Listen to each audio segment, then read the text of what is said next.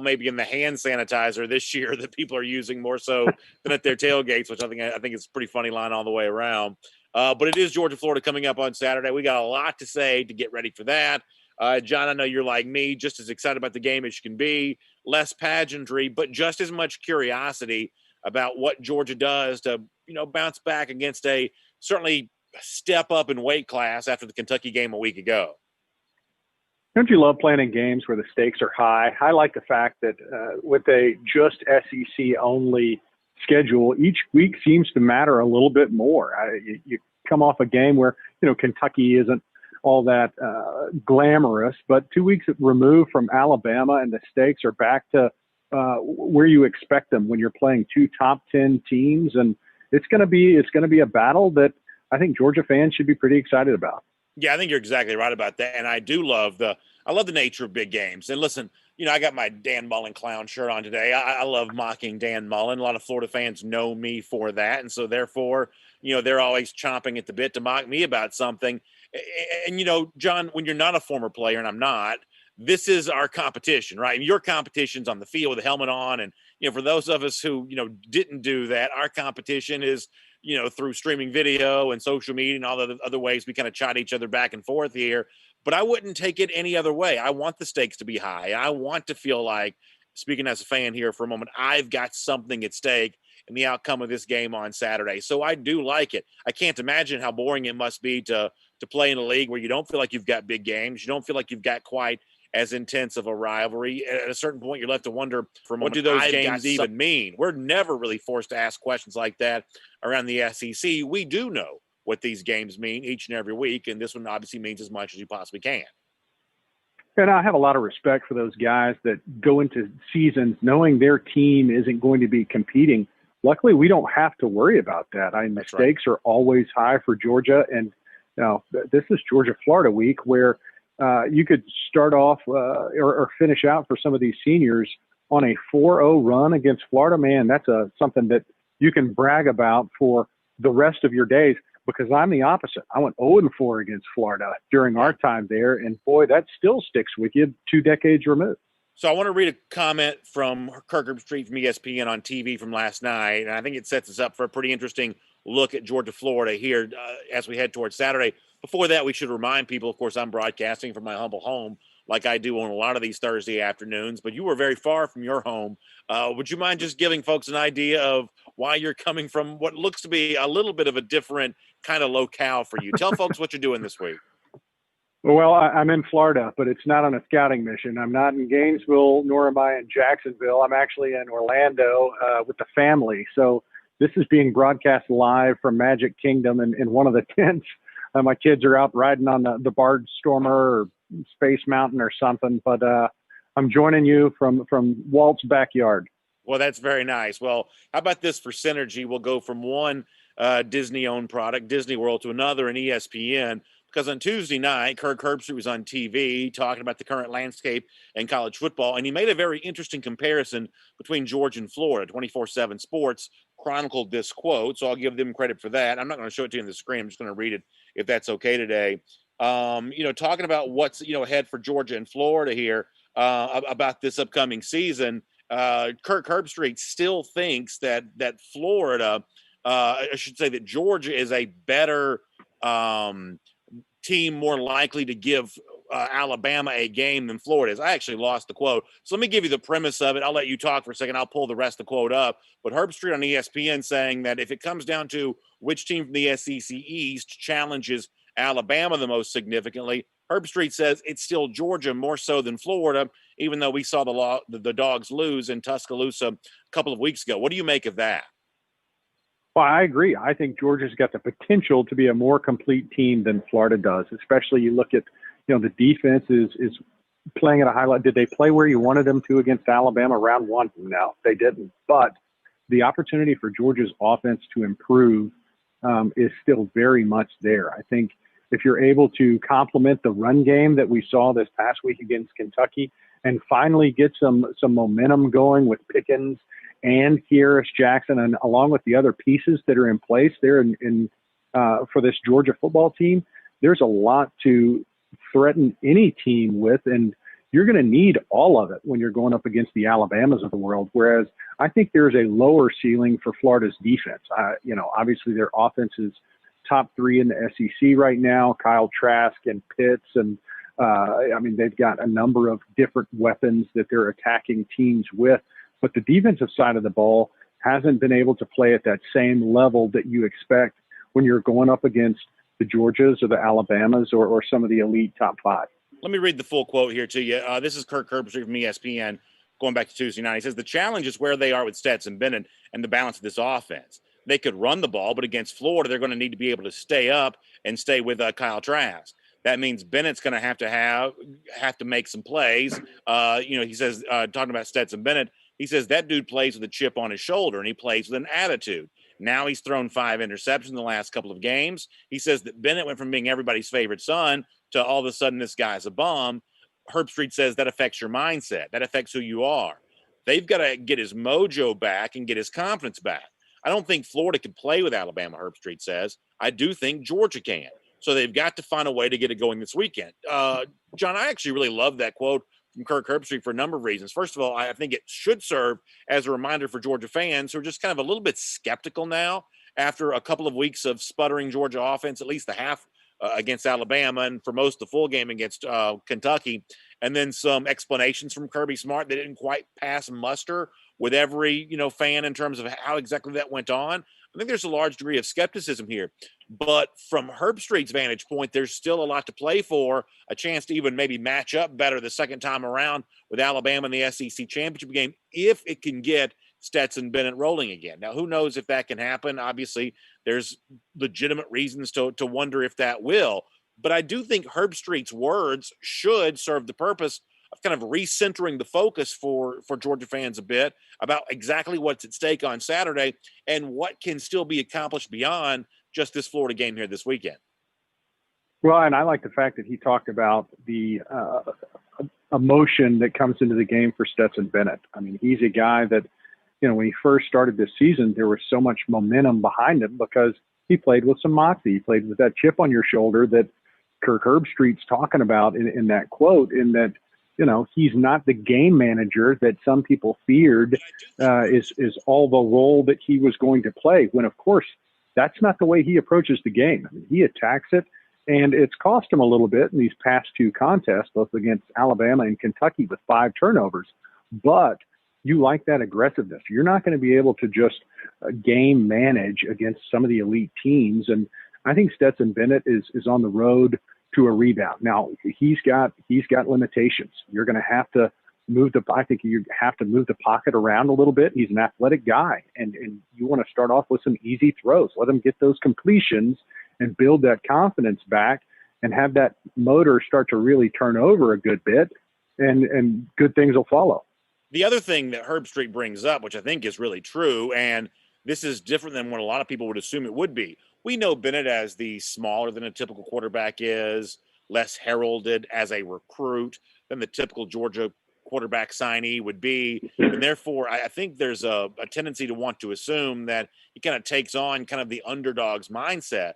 But that's not really the way that Bennett has viewed himself. I've been talking about this for kind of a while, that he is a little edgier, I think, than some people realize in terms of how he views his desire to go out and prove people wrong for the things they've said about him in the past. And Herbstreit kind of touches on that a little bit in the quote that I just read to you, saying that he does play with a chip on his shoulder a little bit. And John, what this leads me to want to ask is the natural energy that Bennett seems to play the game with, wanting to always vanquish his critics and kind of tell people they were wrong to ever doubt him. You almost wonder, can you dial that down just a little bit on Saturday? Because the one thing that Bennett has not really been for Georgia very much is I'll use air quotes here, game manager. He's played better than that at times, made some pretty big throws in the second half of the Arkansas game against Auburn, really against Tennessee as well. He got national award type stuff for the way that he played against the Vols. He was better than a game manager in those games, better than a game manager in the first half against Alabama. But since then, for the most part, I would say he's been worse than a game manager. Through 3 interceptions thrown against Bama, through 2 last week against Kentucky. It's almost like, can you dial down the chip on your shoulder vibe who wants to go out there and win over critics with every single play? Can you just be a little more careful than that on Saturday. I still think you make some big throws, but can you be less of a risk to throw too many bad ones? And I don't really know if you can get the good without tolerating some of the bad. With some quarterbacks, that's just kind of the way that it is. Yeah, and I think I could be wrong here, but I've got a little bit different read than what you're kind of expressing in this, and also Kirk, in that I think Stetson Bennett is an internally motivated guy. I don't think he looks at the external. I don't think he hears that noise. I don't think he goes out there and tries to prove people right or wrong. I think he has such amazing internal confidence that he goes out there and is like, this is how I play the game. This is how I'm going to attack it. So I don't expect anything else that would rattle it. Now, I also think that that's who he is. I think he's a guy that, because of that confidence, he holds himself to a much higher standard than 5 turnovers in 2 games. And there is going to be the motivation, but I think it comes from inside instead of out. Let me get a couple comments here on this topic. We'll talk injuries here in a moment. Noah Sheldon says on YouTube that Stetson Bennett, he says, is not an SEC quarterback. And Daniel Moore says something similar, saying, come on, BA, give me a break. Stetson's a backup D2 talent. Play somebody else. And, John, I read those comments because they are indicative of what we've been hearing now for a while, that there's just a lot of doubt out there about Bennett. And some of the plays have not been good. I will say, though, that against Kentucky last week, when he wasn't throwing interceptions, he was completing, 13 passes on 13 attempts, 130 yards. It's more than 10 yards per attempt on Saturday. That some of the numbers for the good from Bennett, it seems like at times folks have been hesitant to give him credit for what he has done well. He has played better than I think some people have given him credit for, and he's been, for the most part this season, about a middle of the pack or so quarterback in the SEC. That's not great. Right now, it's not good enough to win you the national championship, but it's actually probably a little bit better than some people have given him credit for, and easy to understand why he might be the guy that keeps being turned to by Georgia if JT Daniels is still hurt, and I assume that he is. If DeJuan Mathis and Carson Beck, if their inexperience is still an impediment to them playing, I think it becomes a little easier to understand why Georgia keeps going back to Bennett week after week, even if fans kind of wish there was something different. Right now, there just may not be anything different available to Georgia. Yep, and I'd say this. I think as fans, we have short memories. What we know, what we recognize is, what have you done for me lately? In the last 2 weeks, he hasn't done a lot for us. We also have a short pool of information to pull from. You're looking at, less than, you're right at a half of season of football, and it's been up and down. It started off where you get behind the guy, but the past 2 games, which is 40% of his time on the field, it has not been impressive. Now, I also would say this to any fan out there. I don't think we need to talk about JT Daniels anymore. I think you can kind of put that to bed for the rest of 2020. If you want to talk about another quarterback, I think the name that you should mention is DeJuan Mathis, because that's the only opportunity that would possibly present itself as another quarterback stepping under center right now. At least that's what you hear from Coach Smart and any of the other players. We haven't heard, well, JT's chomping at the bit. He's right there at the cusp. It's a battle weekend. We're not hearing any of that. Right now, it's Stetson Bennett's show. And you can either get on board or you can complain about it. But we don't have much of a say. The people that get to see him practice week in, week out, they're the ones who have the complete confidence in him. I think that's right. It's our Classic City Lager presenting our Dog Nation Happy Hour here today. Good to have John Stinchcomb with us from Orlando. My name's Brandon Adams here in the humble home that I live in. We're talking some Georgia, Florida with you. And by the way, if you're heading towards your own version of the cocktail party here this weekend, Classic City Lager, I can promise you, goes great for that. It's available in 6 and 12-pack cans year-round. Whatever retailer you shop at, you're going to find Creature Comforts Brewing Company. You're going to find Classic City Lager. Great tasting beer. It's a lager-style beer, which means it's a kind of a lighter tasting beer, but, man, it's still crisp on flavor. It tastes great. It goes great this time of year, too. I'm outside right now. It's a wonderful fall day. Some Classic City Lager would go great right now with what we're doing here this evening on a Dog Nation Happy Hour, and hope maybe some of you are enjoying that as you watch along today and talk some Georgia football with us. Certainly make sure you check out Creature Comforts Brewing when you're in Athens, but you don't have to be in the Classic City to get a taste of Athens. You can pick up a lot of their products, including the Classic City Lager, all year long at whatever retailer you shop at. It's great to have Classic City Lager with us as a part of the Dog Nation Happy Hour here today. Let me do one more thing on quarterback, and then we'll turn the tables and talk about something different. Mark Wright on Facebook referencing the fact that Bennett also threw a lot of interceptions in the 1 year that he played in junior college. And that is true. And John, I think you and I have talked about this before. I'm not one of these guys that says quarterbacks can never throw interceptions. If you're trying to make a big throw, if you're trying to squeeze it into a tight window, I actually don't mind an interception every now and then. That just means that you're taking enough risk to try to be as good as you can. But for Bennett, some of these have kind of veered a little too much in the direction of, you're putting yourself and your team in harm's way by throwing as many as you have. Some quarterbacks are just a little reckless with the football. I don't know that Bennett's necessarily inaccurate. I think some of the decisions he's made have been a little bit poor. And as I said to you before, and we'll kind of finish the Bennett conversation with this, I need to know on Saturday that I can get the good from him. He's thrown more touchdowns through 5 games than Jake Fromm did against Power 5 opponents a year ago. With also limiting the bad, Fromm has also thrown far more interceptions than Fromm did last season up to this point. And, frankly, is lucky he didn't throw a few more than he has. A couple of the balls that he thrown could have been very easily intercepted. So if you're Stetson Bennett, can you give me touchdown passes with also limiting interceptions? That becomes one of the big questions for Saturday.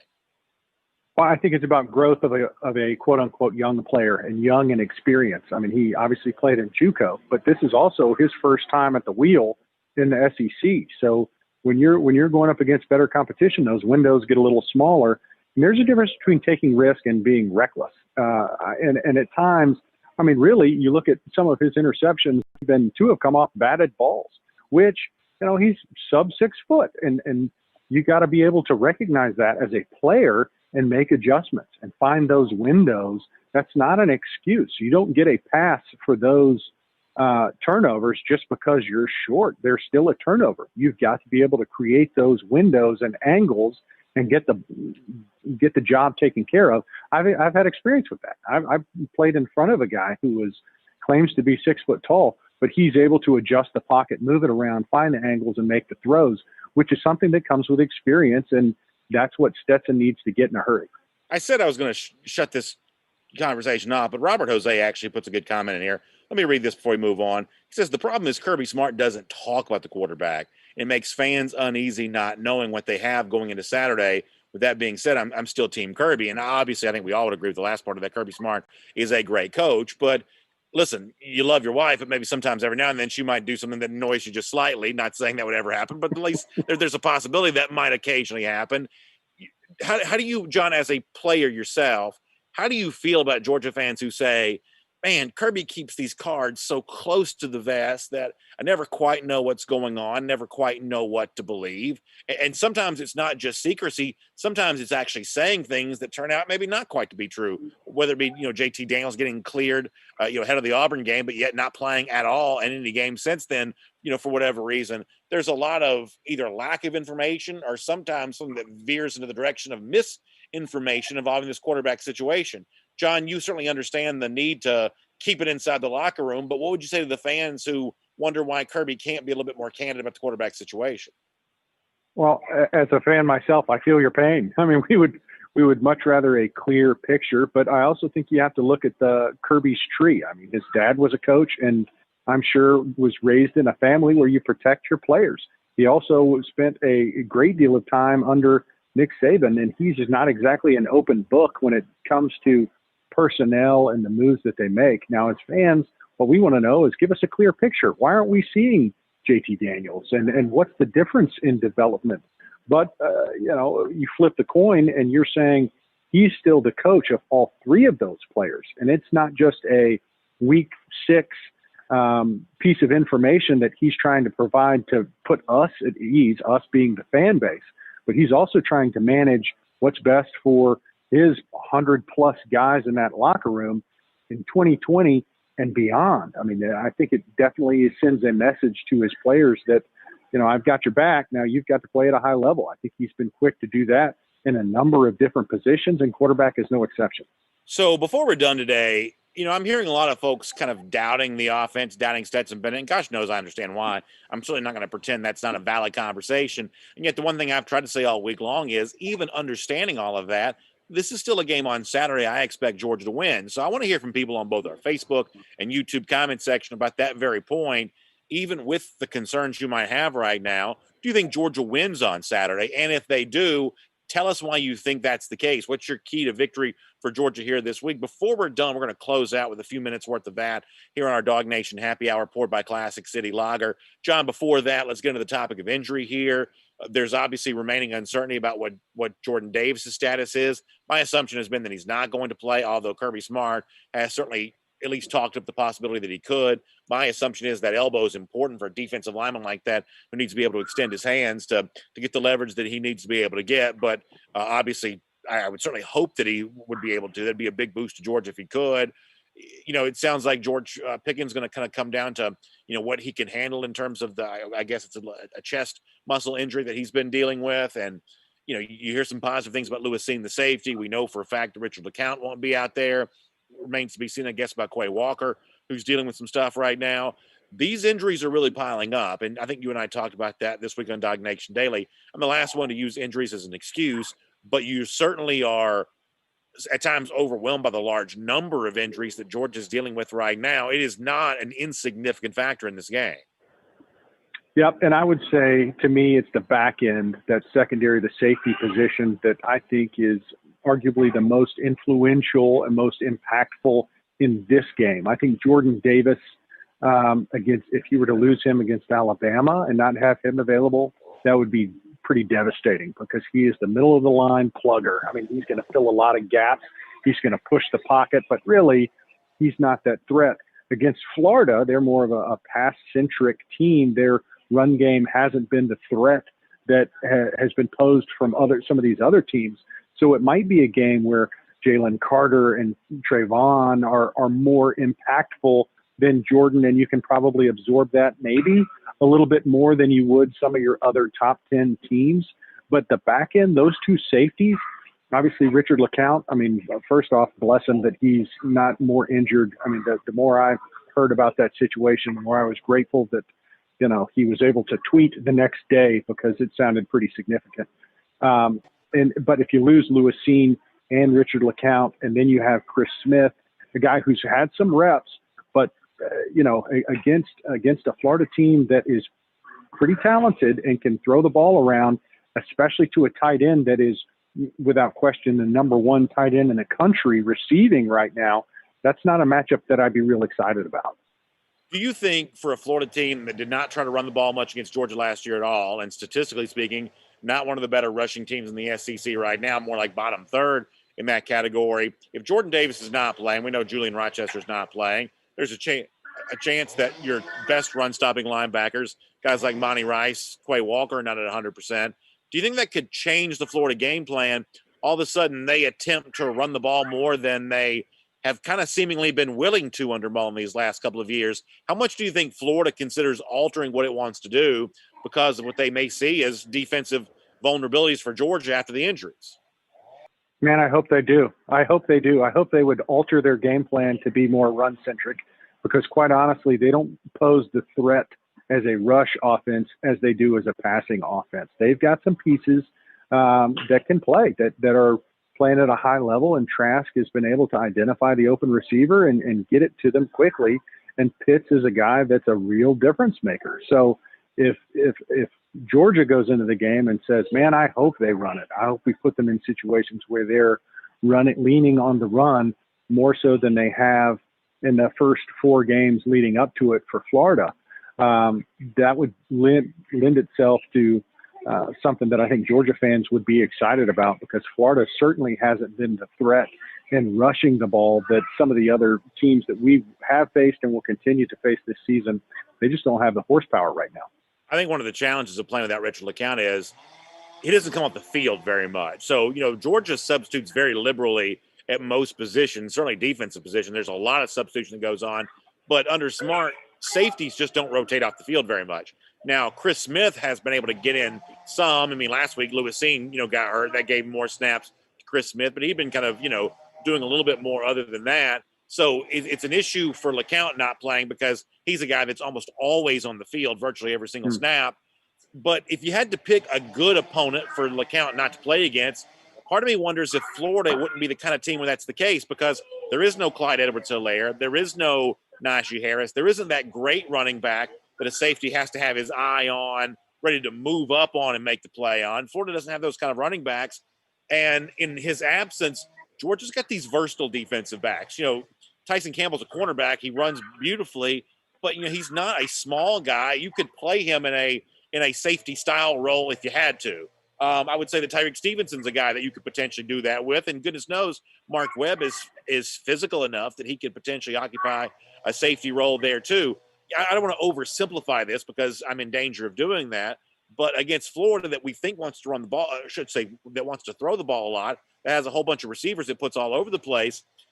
Honestly, if you had to play without LeCount, doing that in a game like this, given the versatility and the depth that you have, this is a little bit better than like say last year's LSU or Alabama, I would say, for playing a game like this without Richard LeCount. Yeah, and I hear you, and I agree that having Stevenson and Campbell and Webb, experienced guys that are talented and can run, come in and be able to rely on them is a big advantage that some teams just don't have. But replacing a 4-year veteran playmaker, Richard LeCount, for all his blown assignments or missed assignments at times over the years, man, he stepped up big this year. He's made a lot of interceptions. He leads the SEC in interceptions, and he's a playmaker. So my concern is not in their ability to play the game, but he's experienced. Richard LeCount's a guy that knew the system really well. He was probably getting other guys organized and on the same page. And against a Dan Mullen's offense, I love your shirt, but the guy is pretty clever. And that's awesome. I think every fan should just hit the like button right now because I love it. But the guy knows how to draw up some offensive plays to put you in compromising positions if you're not on the same page. And I think that's something that I hope doesn't rear its head on Saturday of a blown assignment here or there, and you've got an open wide receiver making Trask look better than he really is. Yeah, I think that's a good point. And just to finish up the Richard LeCount part of this conversation, you mentioned before that, your Georgia career, you guys accomplished so much, but you did not beat Florida during your 4 years. And unfortunately, there were a lot of Georgia players that kind of came through this program for a while that didn't get that win against the Gators. It was just a bad drought for Georgia for far too long against Florida. I think Kathy Aquavia Green mentioned in our Facebook comment section how sick Richie must be about not playing this game on Saturday. For LeCount and the other members of this 2017 signing class who are still on this roster, they have a chance to be 4-0 in their career against Florida. And that's just amazing. It's great to see the way in which this rivalry is kind of turned around. And I don't think that should be overlooked here, John, that the 2017 class played such a role in that happening. And it would be special if you had an undefeated crop of seniors against Florida, just given the history of this rivalry and the fact that it was too negative for Georgia for too long. If these guys go 4-0, LeCount, even if he's not playing in this game, ought to take a lot of credit for knowing that he was a part of a major turnaround of a rivalry that really matters. Absolutely, and thank you for it. Thank you to this class. Thank you for all the guys involved, because let me tell you, it burns. It's such a bad feeling. And you should look forward to all the alumni golf tournaments and barbecues and just game day, because you can hang your hat on being 4-0 against Florida. Hopefully that becomes commonplace. Hopefully that's just no longer a thing. But being 2 decades removed, it still stinks that you never beat Florida. And for those that go on to the NFL, I had to play with Alex Brown, one of the best defensive ends to play at the University of Florida, and hear his crap constantly about Gators and that terrible chump. And we didn't have much of a leg to stand on with the rest of the Georgia guys in that locker room, because, at the end of the day, he can just hold up the goose egg. And we all know what he's saying is that we didn't have a win against them. And so for the Georgia guys and having that opportunity to go to the next level and be in the locker room with some of their players and hold up that same very thing and end every argument, man, I hope that's the case for all of them and for everyone that's to come. I want to finish up here in our Dog Nation Happy Hour, poured by Classic City Lager, with a look at some of the keys to game for Saturday, including some of the comments that are rolling in here. I'll remind you, by the way, that one of the great keys to game for you, wherever you're watching it, whether it be in and around the beautiful first coast of Florida, or some of those beautiful islands down there in coastal Georgia, or in your own home, wherever that might be, Classic City Lager goes great with it. It's a great tasting beer, lighter beer, lager-style beer, but no sacrifice on the flavor. It's from our friends at Creature Comforts Brewing Company. It's an Athens original, but you don't have to be in Athens to get it.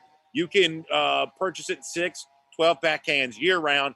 whichever retailer you like to do your shopping at. Pick up some Classic City Lager here today. So Clarence Dawson, in terms of his key to the game, a name that he says is going to be pivotal here for Georgia in getting the win. He mentions the pass rusher, the outside linebacker, Adam Anderson.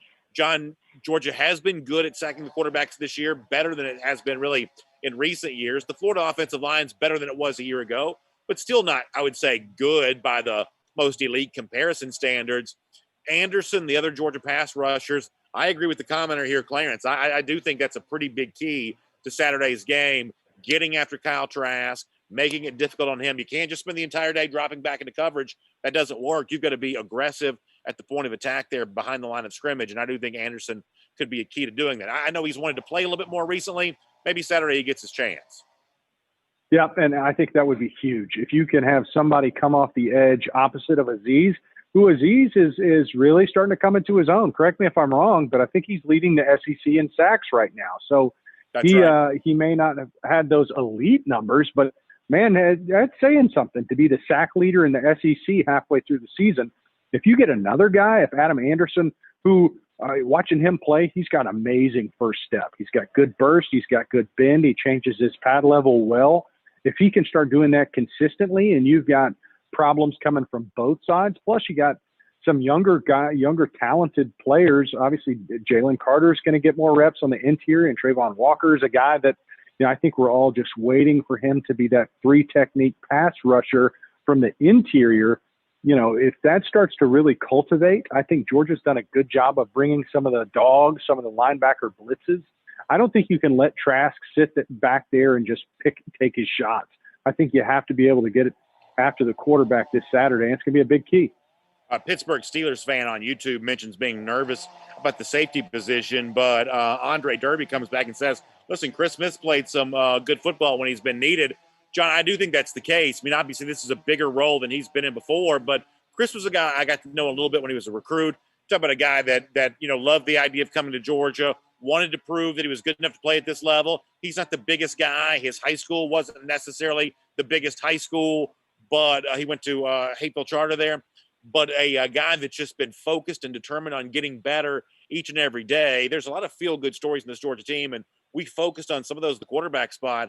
But to think a guy like Chris Smith has earned the trust of the Georgia coaches to be in this pivotal role on Saturday, that in itself is a little bit of a feel-good role. And I actually expect Smith to play pretty well here this weekend. I think he's ready for the spot that he's going to find himself in. I hope that's the case. I think he's a guy, first off, hats off to the job that this coaching staff has done to keep players coming to Georgia, staying at Georgia, and have the depth where Richard LeCount, one of the best playmakers on the defensive side of the ball, not only for Georgia but across the SEC, is lost for a period of time, possibly for his we could have seen him play his last game for Georgia, sadly.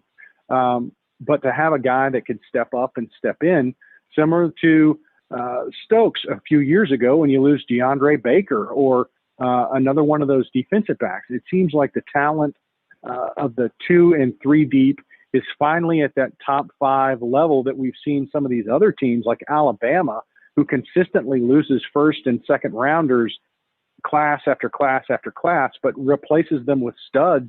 What seems like Chris Smith is the next name in that long chain of Georgia players who's the next man up, who's pretty stinking good and ready for that opportunity. And I hope that Lewis Seen is another guy who, this is his first year starting, but if you get those two guys running, man, that's some young talent, some new names that you can say, man, there's a lot of hope there. GB2 also mentions the idea of a defensive score for Georgia. I won't lie, that certainly wouldn't hurt the Dogs on Saturday. But, John, as we get ready to wrap up here today, what hasn't been mentioned yet that you really view as a way in which an imperfect Georgia team can find a way to take down an also imperfect Florida team and keep all of its goals intact for the remainder of the season? What that hasn't been said still needs to be said before we head towards Saturday?